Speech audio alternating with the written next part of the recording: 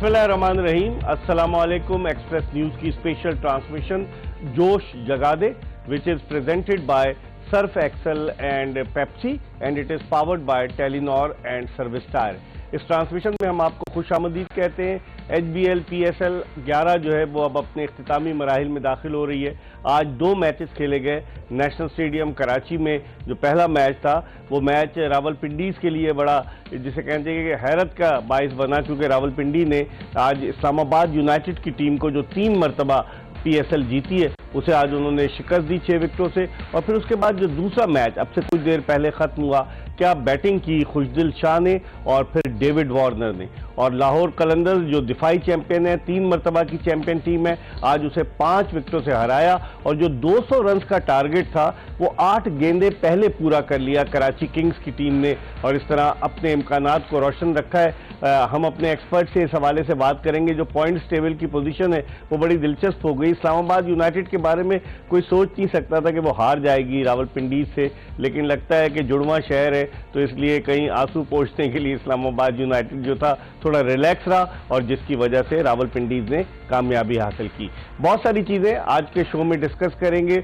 ये भी पूछेंगे कि आखिर मोहम्मद रिजवान जो है वो इनिंग्स ओपन करने से पीछे क्यों नहीं हटते। अब्दुल्ला फजल जो बैट्समैन है, ओपनिंग बैट्समैन है, कराची से ताल्लुक है उनको उन्होंने कभी तीसरे, कभी चौथे, कभी 5वें नंबर पर खिलाया। अब्दुल्ला फजल अब पाकिस्तान की टेस्ट टीम में सेलेक्ट हुए, लेकिन रिजवान जो है वो 178 रन उन्होंने अब तक बनाए 9 मैचेस में, लेकिन वो इनिंग्स ओपन करने के अलावा किसी नंबर पर जाने के लिए तैयार नहीं। इन तमाम चीज़ों पर डिस्कस करेंगे, और डिस्कशन के लिए हमारे साथ स्टूडियोज में हर रोज़ की तरह आज भी मौजूद है पाकिस्तान के फॉर्मर टेस्ट बैट्समैन फवाद आलम, जो एक अरसे के बाद वापस जब पाकिस्तानी टीम में आए तो बड़े दबंग अंदाज से आए और उन्होंने पाकिस्तान के लिए 4 टेस्ट सेंचुरियां स्कोर की।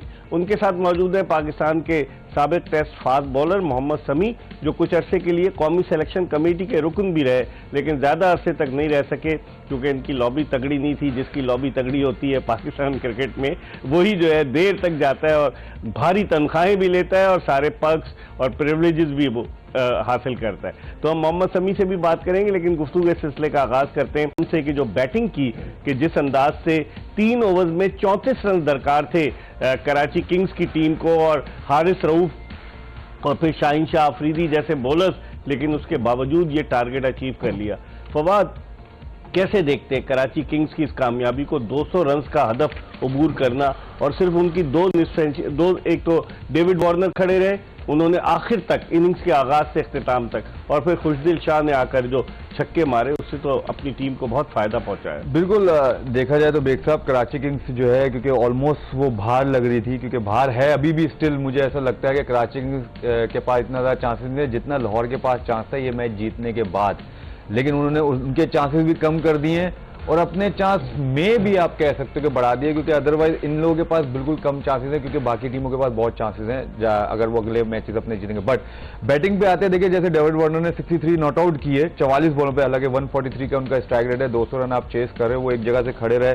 उसमें सबसे अच्छी बात, मैं खुशदिल शाह पे आऊंगा बेग साहब, इसमें सबसे अच्छी बात क्या थी आज कि मोइन अली को देखें 5 नंबर पे आए। मैं शुरू से जब 4-5 मैचों में जब उन्होंने कप्तानी की, मैंने आपको क्या बोला, नीचे आते थे। एग्जैक्टली, मैंने कहा वो उन्होंने अपने आप को बहुत पीछे छोड़ दिया। एज अ कैप्टन कोई और कैप्टन बनता है तो उनसे, अब देखिए बॉलिंग में भी उनको जो है जल्दी लेके आया गया, तीसरा ऑप्शन लेके आया गया, वो अपने आप को 7वें पे लेके आते थे, बैटिंग में वो 9वें नंबर पे अपने आप को लेके आते थे। आज देखिए उनको 5वें नंबर पे भेजा, उन्होंने 39 किए 17 बॉलों पे। असल जो मैच टर्निंग पॉइंट जो किया, जो इजी किया उन्होंने नीचे वाले बैट्समैनों के लिए, वो किया मोइन अली ने, क्योंकि 229 के स्ट्राइक रेट से उन्होंने बैटिंग की। उसके बाद जब खुशदिल से आजम आए, आजम आउट हुए 14 रन, लेकिन खुशदिल शाह ने जो 314 रन के स्ट्राइक रेट से बैटिंग की है, एक्स्ट्राऑर्डिनरी बैटिंग, क्योंकि उनके प्राइम फास्ट बॉलर से जिनको खुशदिल शाह ने हिटें लगाई, 4 में 40 चाहिए थे, तो 8 बॉल में पहले जो है स्कोर कर दिया उन्होंने, तो एक्स्ट्राऑर्डिनरी बैटिंग। 14 गेंदों पर 44 रन, 5 छक्के हैं उसमें, 5 छक्के और 2 चौके। अच्छा, खुशदिल शाह वाले जिस तरह के ये लोग बैट्समैन हैं, जैसे इफ्तिखार हो गए, खुशदिल शाह हो गए, आसिफ अली हो गए, ये ऐसे ही हैं आखिरी 4-5 ओवर जी नहीं 10 मैच खेलेंगे बेग साहब, एक आध में करेंगे और 1-2 में ही करेंगे। जो कि देखिए अगर आप उठा के देखें पूरा टूर्नामेंट 9वां मैच था इन लोगों का, 8 मैचों में खुशदिल शाह नजर नहीं है, जो कि हम बात भी कर रहे थे कि यार इन लोगों की बेहद अच्छी है लेकिन इनसे वैसे परफॉर्म नहीं हो रहा, लेकिन आज वही खुशदिल शाह नजर आए। वो लाहौर के मुंह से वो कहते हैं ना कि निवाला छीन के ले गए कराची के पास। समी कैसे देखेंगे कि ऐसा लग रहा था कि लाहौर बासानी मैच जीत जाएगा जिस तरह की उनकी बॉलिंग अटैक है, लेकिन आज आप समझते हैं कि उन्होंने जो दो नए बॉलर्स खिलाए, एक तो उनका रजाउल्लाह था और ये कराची की बात कर रहा हूँ, कराची ने 2 बॉलर्स खिलाए, एक रजाउल्लाह था और एक हमजा सुहेल था। इन दोनों ने मिलाकर टोटल 90 रन दिए, 200 में से 90 रन 8 ओवर में इन दोनों बॉलर्स ने दिए। आप समझते हैं कि किसी और बॉलर को आजमा सकते थे, उन्होंने अब्बास आफरीदी को भी नहीं खिलाया कराची किंग्स ने, और उन्होंने अपनी स्ट्रेटेजी जो प्लान की। जी हाँ बिल्कुल, अगर आप कह सकते हैं तो एक्सपीरियंस बाइज खिला सकते थे, मीर हमजा थे, फिर अगर आप बात करें तो एहसानुल्लाह भी थे, तो आई डोंट नो एहसानुल्लाह एक ही मैच खेले जी हाँ, तो आई डोंट नो किस फॉर्मेशन से गए, लेकिन ये दोनों बिल्कुल यंग फास्ट बॉलर हैं, पहला मैच खेल रहे PSL का, और ये फॉर्मेट ऐसा है कि कभी कभी बॉलर के खिलाफ बहुत क्रूअल होता है, तो होपफुली ये यंग बॉलर सीखेंगे इस मैच से और आगे चल के आप देखेंगे कि ये अच्छी परफॉर्मेंस है। लेकिन आज जिस तरीके से शाहीन आफरीदी फुल टॉस करने लगे प्रेशर में, हालांकि वो प्रेशर में अच्छी बॉलिंग करते हैं और खुशदिल शाह ने उसका भरपूर फायदा उठाया। शाहीन शाह आफरीदी भी आज ऑफ कलर नजर आए, उन्होंने रन काफी दिए आज। एक बार मैं समझता हूँ, देखें जब ये दोनों बॉलर पाकिस्तान से भी खेल रहे थे T20 और वनडे इंटरनेशनल, तो यही बात कर रहे थे कि जो एंड के ओवर होते हैं जहाँ बिल्कुल 19वां-20वां ओवर होता है, तो वहाँ मुझे लग रहा था कि हारिस रऊफ कई जगह परफॉर्म नहीं किया था और शाहीन शाह अफरीदी वो ओवर करते हुए नहीं दिख रहे थे। तो मेरे देखें जो शुरू से मैं टूर्नामेंट के आगाज से कह रहा हूँ कि हमें अभी भी डेथ बॉलर ढूंढने हैं जो कि आगे पाकिस्तान को आगे सर्व करें। तो आज अगर आप देखें तो शाहीन अफरीदी, वैसे अगर लाहौर की बात करें 10 में से 8 जगह ये जीत जाती है, लेकिन इन 2 जगह इनकी आज बॉलिंग, टॉस पे भी लग रहा था इतने कॉन्फिडेंट नहीं है वो बाद में बॉलिंग में, तो ये चीज आज दिखी उनकी और यही कमजोरी थी जिसका कराची किंग ने फायदा उठाया। 4 ओवर में 51 रन दिए शाहीन आफरीदी ने, कोई विकेट भी उनके हिस्से में नहीं आए। फिर हारिस रऊफ भी आए, हारिस रऊफ की भी थोड़ी बहुत पिटाई हुई और हारिस रऊफ ने जो है वो जिस तरह से उन्होंने बॉलिंग की, 3 ओवर्स और 1 गेंद और 36 रन दिए और 1 विकेट हासिल की। ये मेन बॉलर्स का फ्लॉप होना भी आप समझते हैं कि ये शिकस्त का सबब बना है लाहौर कलंदर्स? देखिए ऑलमोस्ट जैसे आपने रिजवानुल्लाह का कहा और जो नया बॉलर खेला हमजा का, उसका जैसे क्या कि उन्होंने 90 रन दिया 8 ओवर में, तो ऑलमोस्ट 8 ओवरों में इन लोगों ने भी 90 रन दिए हैं। तो आप इनएक्सपीरियंस और एक्सपीरियंस को भी सामने रखें तो अगर देखें 51 उसने दिए, 36 उसने दिए, तो ऑलमोस्ट 90 रन हो रहे हैं इनके भी, 87 रन, 87 वही ऑलमोस्ट 90 रन हो रहे हैं। तो इसमें एक्सपीरियंस और इनएक्सपीरियंस का कोई ऐसा लगता है कि कोई फर्क नजर नहीं आ रहा, क्योंकि जाहिर है उन्होंने तो देखें वो तो शुरू में दूसरा-तीसरा मैच है मेरे ख्याल से उन दोनों का मैच जो खेले PSL, लेकिन वो पहले बैटिंग करने वाली टीम को बॉलिंग कर रहे थे, इनको तो बचाना था, इनका तो तजुर्बा है ना। बिल्कुल बिल्कुल, नो डाउट एक्सपीरियंस इन लोगों के पास तो बहुत एक्सपीरियंस है। मैं एक बात कह रहा हूँ कि हम कह रहे हैं कि यार इनएक्सपीरियंस है तो उनको नहीं देना चाहिए, क्योंकि अगर आप देखेंगे मीर हमजा खेले उनके अकाउंट में अगर आप निकालें, मोहम्मद अब्बास खेले उनके अकाउंट में निकालें, एहसानुल्लाह खेले उनके अकाउंट में निकालें, उसके बाद जाके कराची को पता है हम क्वालिफाई नहीं करे, इसलिए जाके उन्होंने यंगस्टरों को चांस दिया कि आ जाओ यार आप लोग खेलो, एक्सपीरियंस हो, ताकि उनको अगले साल के लिए पता चल जाए, चूज करना पड़े कौन से प्लेयर को लें। बट यहाँ पर शाहीन शाह और अफरीदी और रऊफ का काम बनता था। 199 रन यार आपने बनाए हैं आपकी टीम ने, तो आपके जो 8 ओवर है ना वो बहुत इंपॉर्टेंट ओवर है।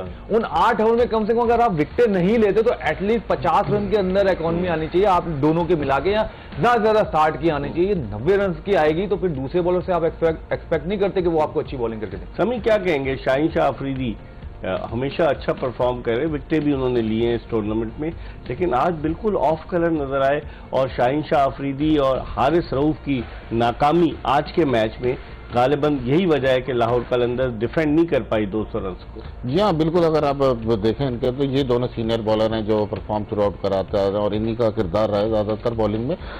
तो मैं समझता हूँ कि इन दोनों पे वाकई मतलब ये अगर बात करें तो इन दोनों को जिताना चाहिए था, जितना इनको एक्सपीरियंस है आज अच्छा परफॉर्म करना चाहिए था। और लाहौर कलंदर को इनकी आज अच्छी ना बॉलिंग करने की वजह से मेरे ख्याल में ये सदमा हुआ है और मेरे ख्याल में अब मुझका क्वालिफाई होना बहुत ही ज़्यादा मुश्किल लग रहा है। मैं समझता हूँ देखें शाहीन अफरीदी हम पाकिस्तान से भी जब खेल रहे थे यही बात कर रहे थे कि नया बॉल बहुत अच्छा कर रहे थे, बाद औकात थोड़ी फॉर्म फिर खराब हुई, लेकिन असल जो मेन कंसर्न था कि आपके जो है वो डिफेंड किस तरह रन करते हैं, या जो एंड में जो है बिल्कुल आखिरी का ओवर जो जिसे कहते हैं डेथ ओवर, तो वो किस तरह करते हैं। और आज भी देख लो शाहिन अफरीदी अच्छी बॉलिंग नहीं कर पाया और हारिस रऊफ भी।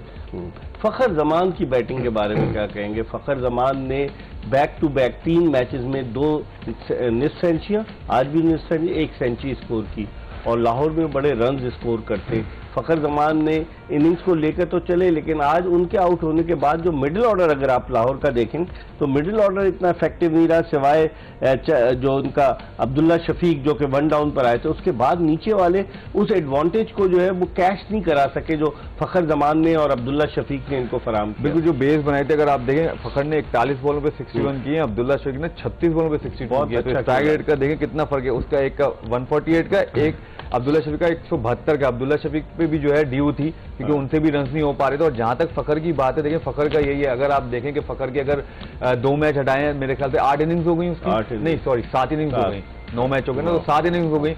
तो लास्ट में अगर आप देखें टॉप 10 में फखर जमान हमें नजर नहीं आ रहा था, अब लेकिन लास्ट 2-3 इनिंग्स के बाद देखें क्योंकि ऑलमोस्ट वो 200 प्लस रन कर गए 3 इनिंग्स में। तो अगर अभी चार्ट निकलेगा 340 से अबव हो गया एग्जैक्टली, तो अब चार्ट निकलेगा 350 रन पे वो भी खड़ा हुआ, तो टॉप 10 में वो भी आएगा। तो फखर जमान ऐसा प्लेयर है। और अभी भी देखें आप कि लास्ट मैच में भी देखें आप जब लाहौर जीता है और उसने रन किए हैं, और अभी भी देखें कि जब फखर जमान रन करते हैं तो उनके लिए 200 का जो हदफ है ना वो करना जो है ना बहुत इजी हो जाता है। लेकिन यहाँ पर बार बार बात आ जाती है सिकंदर रजा की, मिचेल जो हमने बात की थी कि वो लास्ट ईयर वो थे, परेरा थे, तो उनको बहुत मिस करें। अगर 12 बॉलें उस सिचुएशन में आके सिकंदर रजा खेलने और वो अगर 20 रन करते हैं, ठीक है, तो 20 रन करते हैं वो 18 रन, सॉरी 12 बॉलें बहुत होती है सिकंदर रजा के लिए, वो 12 रन पे 12 बॉलों पे वो जो जब फॉर्म में होते तो वो 30 रन करते थे। इस टूर्नामेंट में भी इसमें कोई शक नहीं कि सिकंदर रजा बुझे नजर आए, वरना आपको याद होगा जो लास्ट ईयर HBL PSL का फाइनल था, सिकंदर रजा कितना डिस्टेंस तय करके नॉटिंगम से कहां पहुंचे, फिर लंदन, फिर आए वो लाहौर और सीधा एयरपोर्ट से आए लाहौर कलंदर्स को जितवाया। लेकिन इस मरतबा उनकी कारकर्दगी बुझी नजर आई है। हम एक ब्रेक ले रहे हैं ये बताते हुए कि this transmission is brought to you by Surf Excel and Pepsi and it is powered by Telenor and Service Tyres. हम ब्रेक के बाद दोबारा फवाद आलम और मोहम्मद समी के साथ आपकी खिदमत में हाजिर होंगे।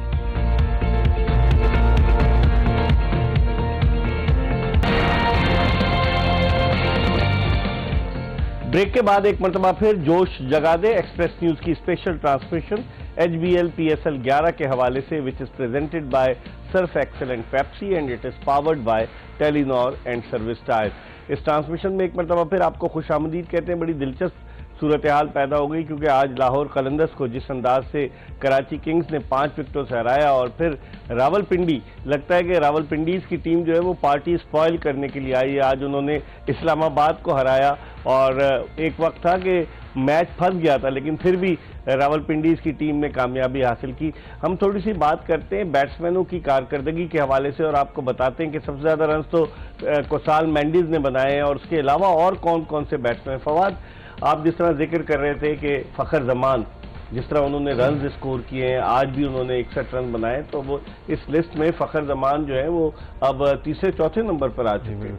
बिल्कुल, मैंने कहा ना कि ये ऐसे बैट्समैन है, ये लोग ऐसे बैट्समैन है जैसे साहिबजादा फरहान की भी हमने पहले बात की थी कि ठीक है अभी वो थोड़ा दूर नजर आ रहे हैं, 125-150 रन का फर्क है बीच में, बट ये कि ये लोग ऐसे प्लेयर हैं क्योंकि ये ओपन करने आते हैं इनिंग्स जो है, तो ये थे उनके पास चांस बड़ा है, 20 ओवर होते हैं और ये ऐसे प्लेयर हैं कि किसी मैच में भी सेंचुरी बना सकते हैं। तो फखर जमान देखिए कि फखर जमान खेल भी ऐसे नहीं, और ऐसा लग रहा है कि एकदम से फॉर्म में आ गए। वैसे फखर जमान की फॉर्म इतनी ज्यादा लंबी नहीं जाती, देर तक नहीं जाती, लेकिन उनका नंबर मेरे ख्याल से मुझे लगता है बहुत मैटर करता है। एज अ ओपनर उन्होंने बहुत रन किए हुए और उनको चौथे, तीसरे, चौथे, पांचवें में छठे में भी खेले, वर्ल्ड कप में 6-7 में भी खेला। तो मेरे ख्याल से अगर फखर जमान अपने नंबर पे रह के खेलता ना तो T20 में उसकी बहुत सारी परफॉर्मेंसेस होती, और मेरे ख्याल से वो सेंचुरियां भी ज्यादा होती और रन भी पाकिस्तान की तरफ से बहुत ज्यादा होते। तो लेकिन बट उनको जब नीचे लेके जब लेके गए हैं तो उसकी वजह से उनकी परफॉर्मेंस में बहुत फर्क पड़ा है, और लाहौर की विकेट उनको बहुत सूट करती है क्योंकि मैंने पहले भी कहा है कि बल्ले पे बॉल आता है और वो ये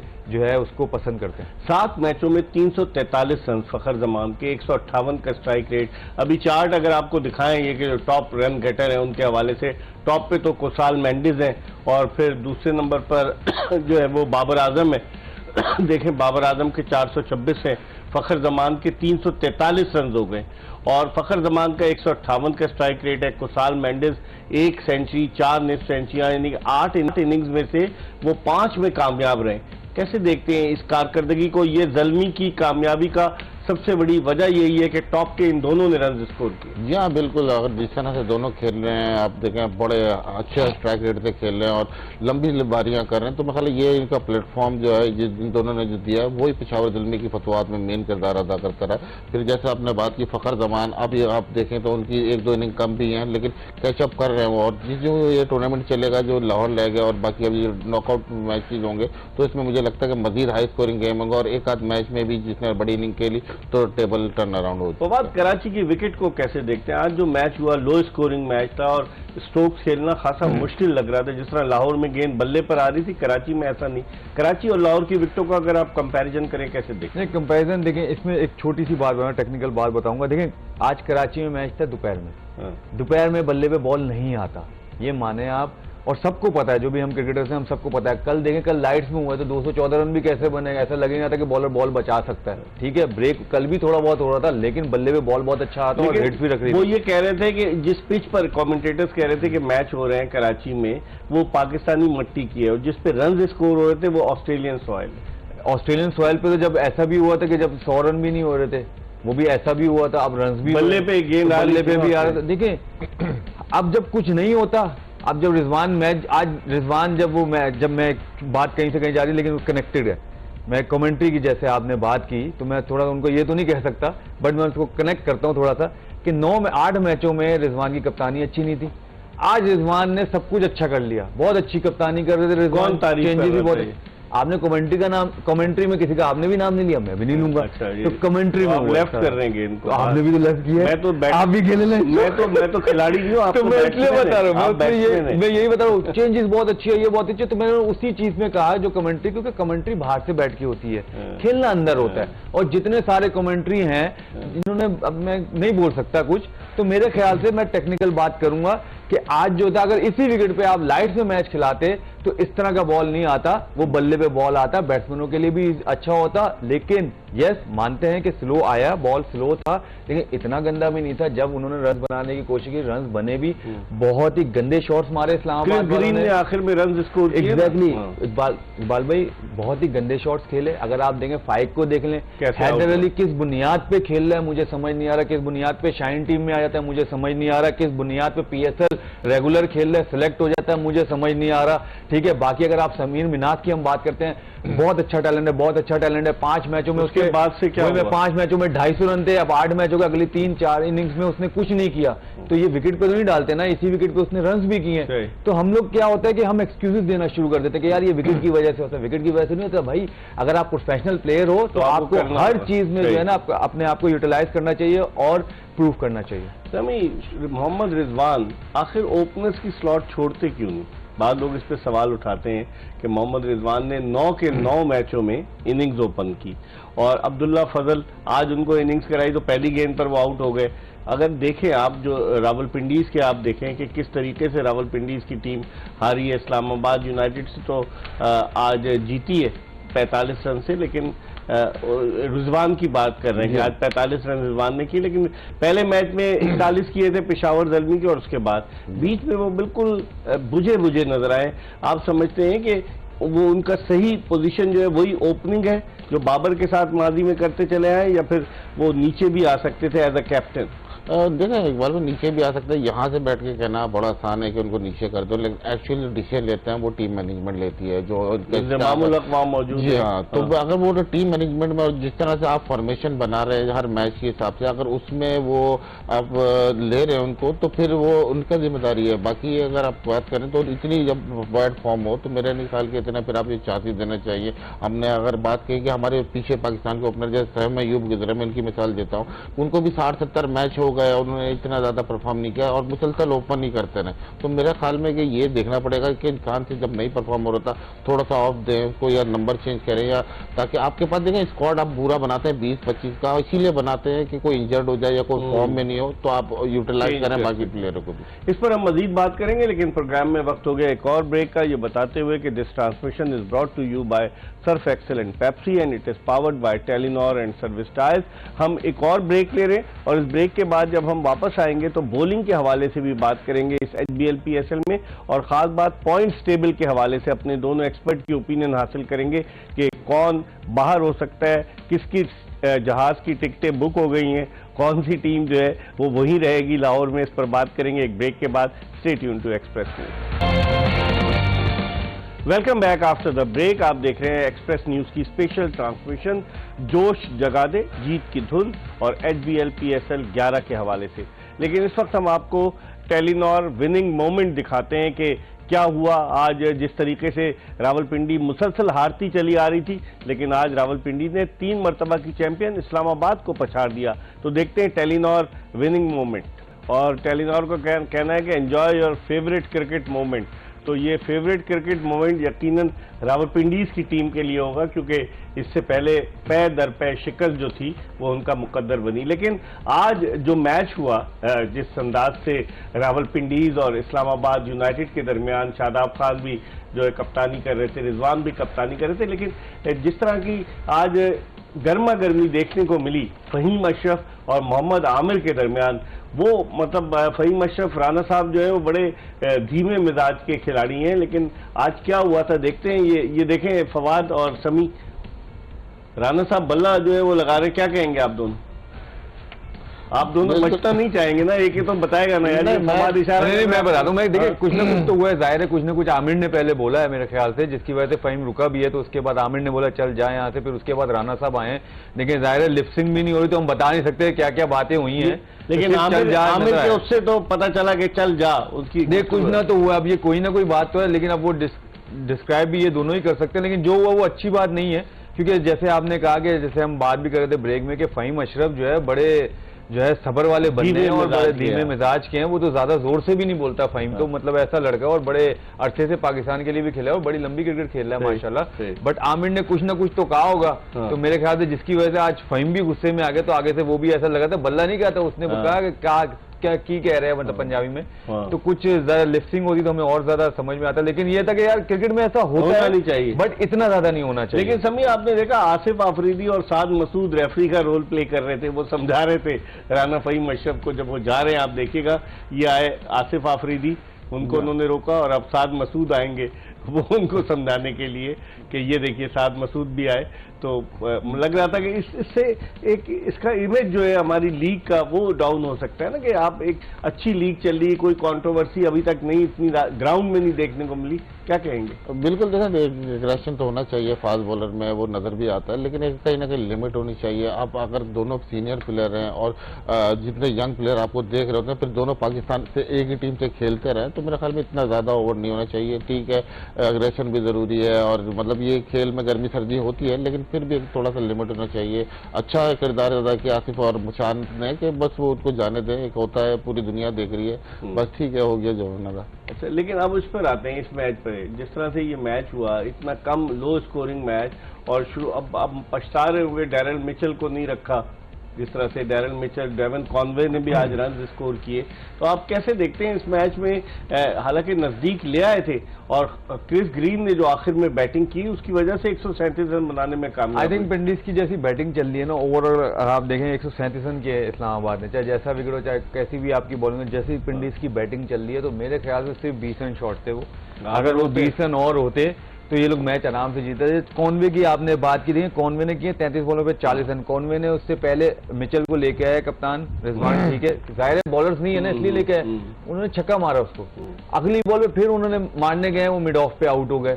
तो मतलब फिर एक्सपीरियंस प्लेयर जो आप कहते हैं, देखिए ये छक्का हुआ है, ठीक है, ये तो फिर बॉल चेंज हो गई, छक्का हुआ, उसकी अगली बॉल फिर आपने उठा के मार दिया मिड ऑफ पे, आप आउट हो गए और आप सेट खेल रहे हो और आपको पता भी है। और चैपमैन से भी हमें ये तवक्को नहीं थी कि आपको पता है कि वो अफरीदी ने आपको जो है यॉर्कर ही करना है बचने के लिए, आपने उसको स्वीप मार दिया, बहुत कैजुअल से उसने स्वीप मारा। वैसे वो स्वीप अगर आप देखें वो इतना कैजुअल स्वीप मारता नहीं है, पक्का मारता है। हाँ एग्जैक्टली, तो इतना कैजुअल उसने स्वीप मारा और हालांकि वो खब्बे स्पिनर को तो निकल के छक्के मारता है। तो मुझे समझ नहीं आया कि उस टाइम पे उसने क्या किया, क्योंकि देखें शुरू में 3 विकेटें गिरी, उसके बाद ये 2 विकेटें जो है ना 4-5 बॉलों पे गिर गई।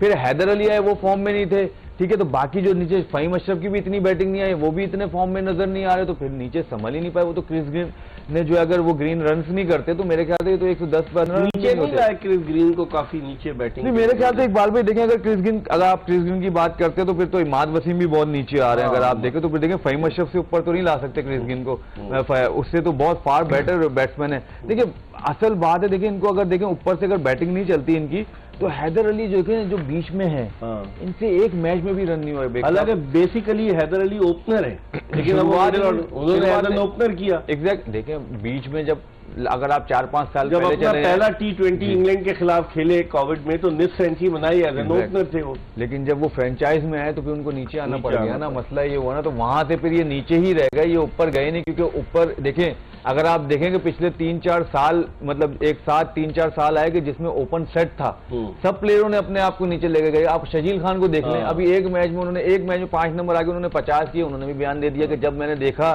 कि मेरा नहीं है तो मैं अपने नीचे शुरू करता। भाई आप ऐसे बैट्समैन नहीं हो कि कोई भी है कि आपको रिप्लेस कर सके, यहाँ तो फिर आपकी इतनी अच्छी परफॉर्मेंस नहीं है कि आपको कोई भी आके रिप्लेस कर सकता है। आप ऐसा सोच कैसे सकते हैं यार? अगर आप अपने नंबर पे इतनी तगड़ी परफॉर्मेंस कर रहे हो तो कोई आपको रिप्लेस नहीं कर सकता, चाहे पाकिस्तान से रेगुलर खेल रहा हो चाहे कोई भी खेल रहा हो। जो अगर आपको फ्रेंचाइज लेती है तो आपको ऐसा ओपनर ले, आपने एक मैच में 5 पे किया, दूसरे पे फिर 4 पे 5 पे, फिर अगले पे 3 पे किया, आपसे रन नहीं हुए, आप बाहर कर दिए ना आपको।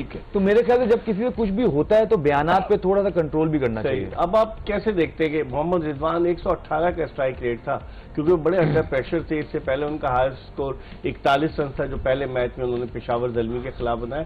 आज उन्होंने अगरचे रन स्कोर किए और उनकी पार्टनरशिप की वजह से उनकी टीम जो थी वो ये मैच जीतने में कामयाब हुई। लेकिन लग नहीं रहा था आपको कि रिजवान अंडर प्रेशर है, जिस तरह से उन्होंने इनिंग शुरू की थी आज? बिल्कुल जी, जाहिर सी बात है, जब आपकी टीम पूरे 8 मैच हारी हुआ, एज अ कैप्टन आप परेशान भी होंगे, फिर आपकी अपनी परफॉर्मेंस भी आज पार नहीं होगी तो परेशान तो होंगे। लेकिन ये कि आज जिस तरह वो जीते, पहला मैच जीते, तो मुबारकबाद इनको। लेकिन सही कह रहे हैं आप कि जिस तरह से रिजवान खेल रहे हैं, इतनी ज्यादा फॉर्म नहीं नजर आ रही।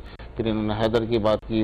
देखें बात यह कि ये सब अब लड़के पाकिस्तान से खेलते हुए दिख रहे थे पिछले कुछ महीनों में, लेकिन अचानक से अशरफ से गायब हुए। कौन फॉर्म है, क्यों फॉर्म नहीं है, क्या टेक्निकल मसले हैं और क्यों किस तरह? पाकिस्तान के मतलब इतना बड़ा पूल नहीं है हमारे पास प्लेयरों का कि हम किसी प्लेयर को आउट ऑफ फॉर्म होता है तो बिल्कुल छोड़ दिया है। तो इन पे अगर करें, यही हमारे एसिड है, इन्होंने माजी में पाकिस्तान की खिदमत अदा की है, इन पे मजीद काम होगा तो ये इंशाल्लाह बेहतर होगा। एक नजर डालते हैं पॉइंट्स टेबल पर। फवाद देखें कि पेशावर ज़ल्मी तो चली गई, क्वालिफाई कर गई। मुल्तान सुल्तान के 12 पॉइंट से एक मैच और जीतेगी तो मुल्तान सुल्तान आप समझते हैं कि अभी क्वालिफाई कर गई या अभी भी कुछ थोड़ा? मुल्तान ये आज का जो मैच आ रही है ना लाहौर, तो उन्होंने मुल्तान के रास्ते थोड़े साफ कर दिए हैं। क्योंकि अगर यहाँ पर लाहौर मैच जीत जाती तो लाहौर के भी 12 हो सकते थे। अगर आगे मुल्तान हारती तो फिर रन रेट पे आता। तो अगर अब आप देखें तो किंग्समैन के पास चांसेस बहुत ज्यादा आ गए, आराम से वो 2 मैच जीतेंगे तो वो क्वालिफाई कर जाएंगे। इस्लामाबाद मुश्किल में पड़ सकता है क्योंकि अगर एक मैच उनका किंग्समैन के साथ बाकी है, एक मैच उनका बाकी है मुल्तान के साथ, तो उनके लिए प्रॉब्लम हो सकती है। लेकिन एक मैच भी जीतेंगे तो इस्लामाबाद जो है पहुंच जाए। क्यों? क्योंकि उनको जो बारिश का 1 पॉइंट मिला है ना, बड़ा इंपॉर्टेंट, वो बड़ा इंपॉर्टेंट है। इस पर हम मजीद बात करेंगे। एक ब्रेक ले रहे हैं, प्रोग्राम का आखिरी ब्रेक, ये बताते हुए कि this transmission is brought to you by Surf Excel and Pepsi and it is powered by Telenor and Service Tyres. हम ब्रेक के बाद जब वापस आएंगे तो पॉइंट टेबल पर मजीद थोड़ी बात करेंगे। मोहम्मद शमी से भी पूछेंगे, सूरत हाल बड़ी दिलचस्प हो चुकी है, और ये भी पूछेंगे कि कौन सी टीम जिसने अपने टिकट्स बुक करा लिए हैं कराची के लिए, इस पर भी बात करेंगे एक ब्रेक के बाद। Welcome back after the break. आप देख रहे हैं एक्सप्रेस न्यूज की स्पेशल ट्रांसमिशन जोश जगा दे जीत की धुन HBL PSL 11 के हवाले से, और ये ट्रांसमिशन आपकी खिदमत में सर्फ एक्सेल और पेप्सी के तावन से पेश की जा रही, जबकि this transmission is powered by Telenor and Service tyres. तो ब्रेक पे जाने से कबल हम जो पॉइंट्स टेबल दिखा रहे थे एक दफा फिर उस पर बात करते हैं। समी, मुल्तान सुल्तान की टीम तो 12 पॉइंट्स लेकर पहुंच गई है ना, प्लेऑफ में, 4 टीमों में तो शामिल हो गई है ना। अब ये डिपेंड करता है कि उसकी पोजीशन कौन सी रहती है, दूसरे नंबर पे रहती है, तीसरे पे। जी हाँ बिल्कुल। कल का जो मैच आने वाला जो है ना वो डिसाइड कर देगा कि मुल्तान सुल्तान टॉप 2 में या 3 में। अगर इस्लामाबाद जीतती है तो फिर ये हो सकता है ये टेबल टर्न अराउंड और इस्लामाबाद के 11 हो जाएंगे फिर अगर जी हाँ, फिर एक मैच बाकी है इस्लामाबाद का तो 13 पे भी जा सकती है। तो ये है कि कल का जो मैच है वो डिसाइड करेगा कि थोड़ी सी जो टॉप 2 टीम है कि कौन सी आती है, क्योंकि अभी जो लग रहा है कि पेशावर नंबर 1 है जो टॉप 2 स्पॉट के लिए खेलेगी, वो पेशावर है। मुल्तान इस्लामाबाद में टाई है अभी, और चौथी टीम अभी हैदराबाद अगर कल जीतती है तो उनके चांसेस रहेंगे। और बाकी जो 4 टीमें दिख रही हैं उनका अभी भी 1-2 टीमों का है चांस। लेकिन जी एक बात इसमें सिर्फ एडिशन करूंगा कि कल अगर किंग्समैन अगर मैच हारता है तो फिर लाहौर के चांसेस, कराची के चांसेस, सबके चांसेस हो जाएंगे क्वालिफाई करने के लिए। और अगर किंग्समैन कल जीत जाता है, 8 पॉइंट है अभी, तो वही अगर वो जीत जाता है तो फिर उन लोगों का मुश्किल हो जाएगा, क्योंकि रन रेट पे आएगा तो रन रेट देखेंगे तो सबके माइनस में ही है। अगर हारेगा तो उनको फायदा होगा, अगर वो जीत गया तो ऑलमोस्ट वो क्वालिफाई कर जाएगा, क्योंकि आखिरी मैच में वो जो है अपना रन रेट कवर कर सकते हैं। वो अगर जीत गया तो मेरे ख्याल में इस्लामाबाद के फिर क्वालिफिकेशन इस्लामाबाद का प्लस का रन रेट है, ये रन रेट है, लेकिन फिर वो 9 पॉइंट पे रह जाएंगे और एक मैच रह जाएगा उनको। तो उनका भी फिर ये कि आखिरी मैच जीतेंगे तो वो फाइनल 4 में जगह बना पाएंगे। तो बड़ा इंटरेस्टिंग हो गया पॉइंट टेबल। आप समझते हैं ये ग्रुप जो है, इस ग्रुप में 2 टीमें तो ऐसी हैं जो पहली दफा खेल रही थी और उसके बाद इस्लामाबाद यूनाइटेड और मुल्तान सुल्तान है। तो ये एडवांटेज गेन करना चाहिए था इस्लामाबाद यूनाइटेड और मुल्तान सुल्तान को, जो वो अब तक नहीं कर पाए।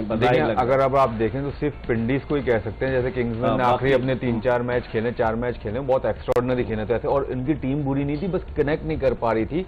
मेरे ख्याल से अब वो उस विनिंग ट्रैक कॉम्बिनेशन अच्छा है, विनिंग ट्रैक पे हैं और परफॉर्मेंस दे रहे हैं बैट्समैन उनके जो कि तवक्को की जा रही थी। और अभी देखें साइलेंस बहुत ज्यादा प्लेयर्स उनके पास पड़े हुए हैं, जैसे सैम अयूब से उन्हें मास सदाकत से नहीं हो रहे, मैक्सवेल अभी तक कुछ नहीं कर पा रहे, उसके बावजूद वो 4 मैच जीते हैं। तो मेरे ख्याल से उन्होंने जो है खतरे की घंटी सबके लिए बजाई है।